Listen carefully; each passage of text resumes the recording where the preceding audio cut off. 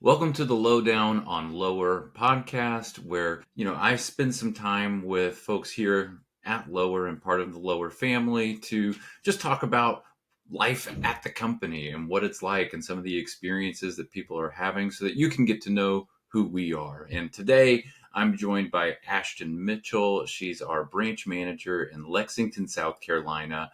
Ashton, I'm really excited to speak with you here today. You did an amazing job on the high performance coaching call a couple months back, talking about your realtor experience and the way that you have crafted this great process to generate actually more referrals. And so I'm excited to talk with you today. And so let's just jump right in, right? Thank you for having me. Yeah, absolutely. So I was just sort of researching you because this is really the first time we've ever met. Yeah, And so I hope we get along, but I'm sure we will. I'm sure we And, will. and I noticed that you came to Lower via acquisition, hmm and then, not unlike a lot of folks, you went somewhere else.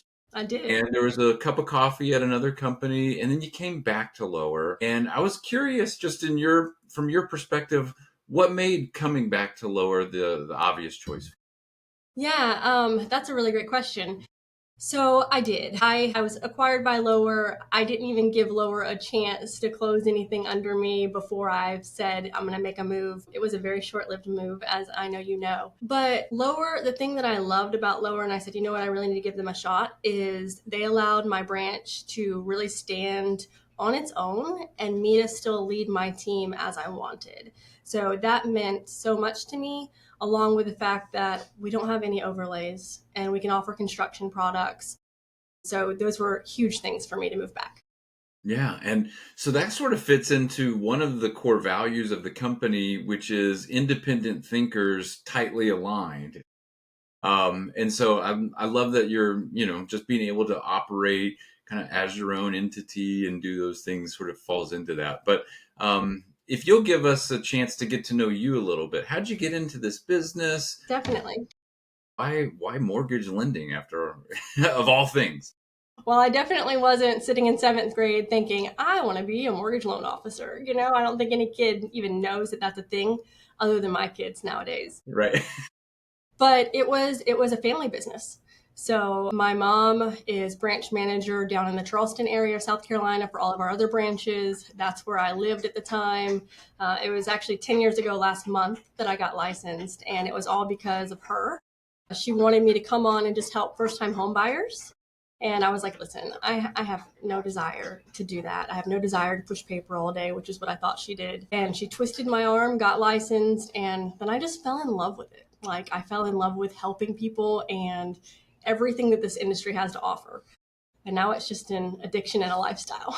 Right. Yeah. It feels like it's got to be magical, being able to go through that process with someone and then see it all the way through to the finish and know that you really helped in a big way accomplish a dream. I mean, when we talk about owning a home, it's a part of the American dream. And so that's really cool.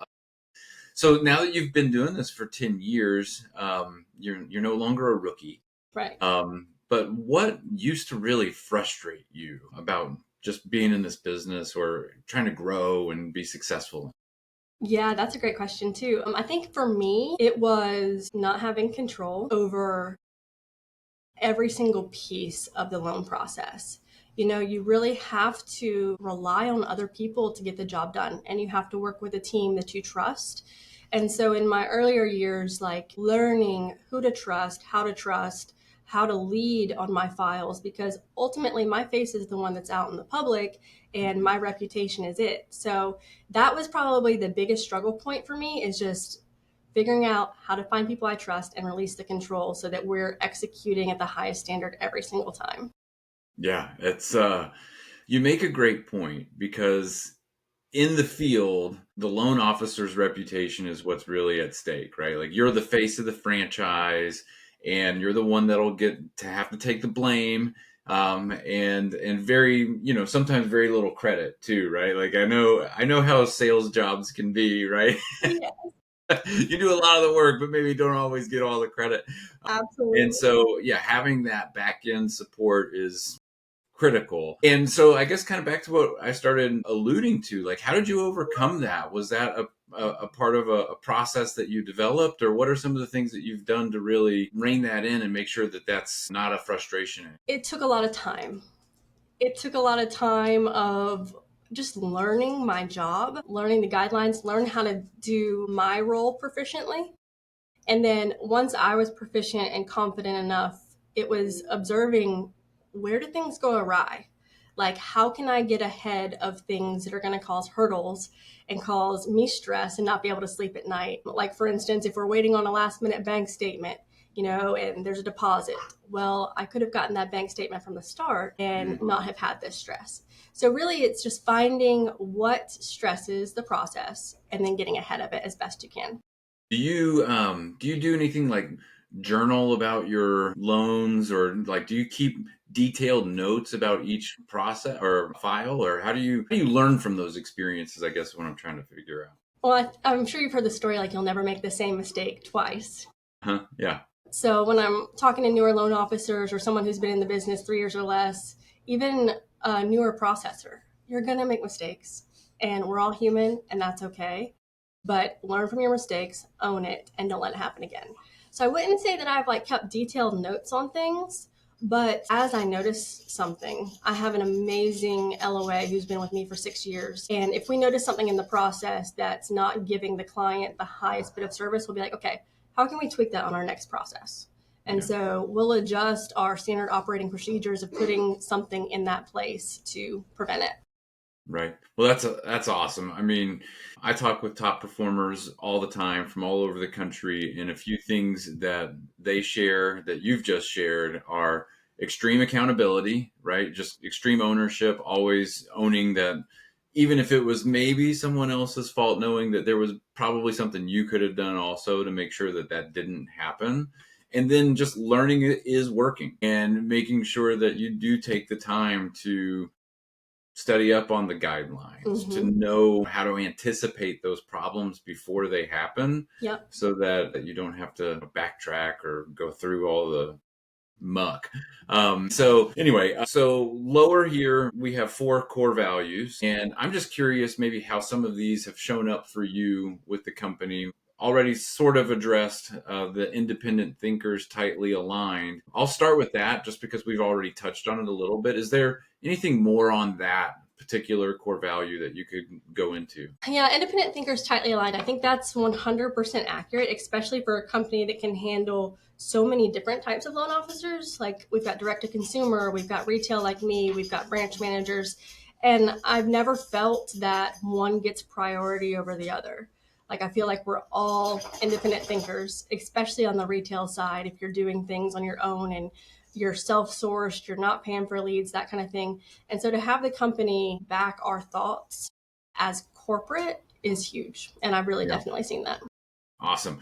So, and then another core value here is high performance. Where has that shown up for you? It's definitely shown up in my production this year. Yeah. I've produced more this year. Go ahead Um, and brag on it. Brag on it. Let's go. so, like, I just had a call the other day, and my regional guy, he was like, Ashton, you're at 19 million already. Like, we just finished July. My goal this year was 30 million. So, Yeah. the most I've ever done was 22 million in 2021. And I've already surpassed what I did in 2024. That's So amazing. that's a lot due to the support that we have at corporate, getting the loans done. Our underwriters are so easy to work with. It's awesome. And I don't have to fight on conditions that I would have had to fight otherwise. I can focus truly on bringing in more business and serving my clients and agents. That's awesome.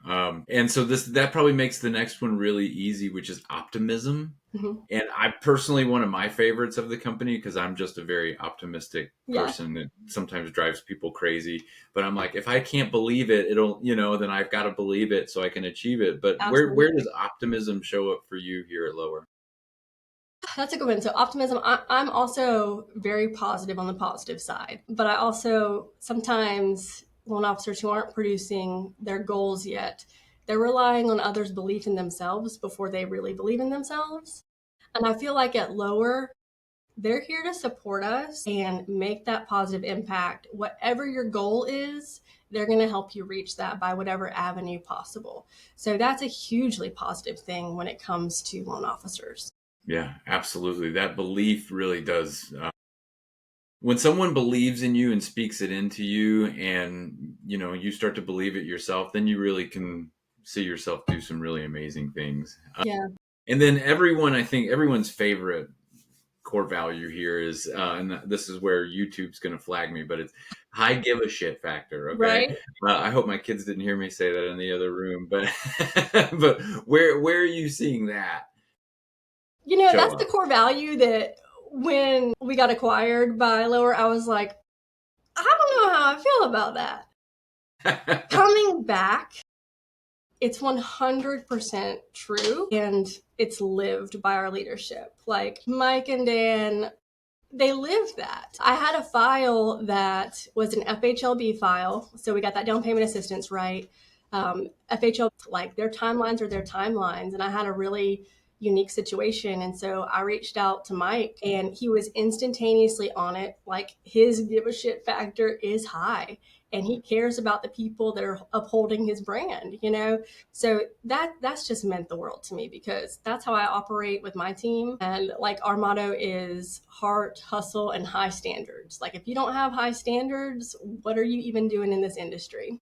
Love that. Yeah. And for those who might be listening and don't know, Mike is Mike Baines, co-founder here at Lower, and Dan is Dan Snyder, the other founder. So, and CEO. So it's, I mean, these are people right at the top of the organization that are helping in the field and making sure that people are getting into homes and that we're just getting stuff done. So, any closing words or any thoughts that you'd like to share before we wrap things up?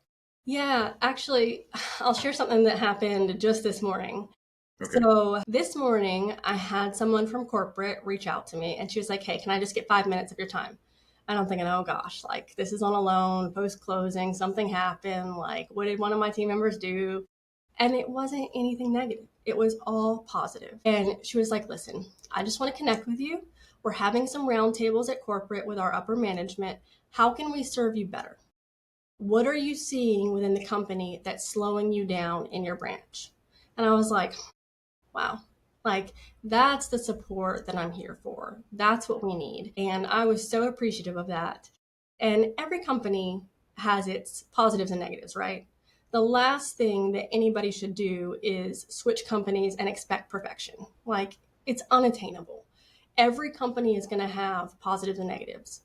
But when the positives outweigh the negatives and when they care about their negatives and writing them, Yeah. that's what matters to me. Yeah. Well, I love that. And I'll throw in one more question just because you brought it up and I think it's important to address because you're right. No place is perfect. Mhm. Okay.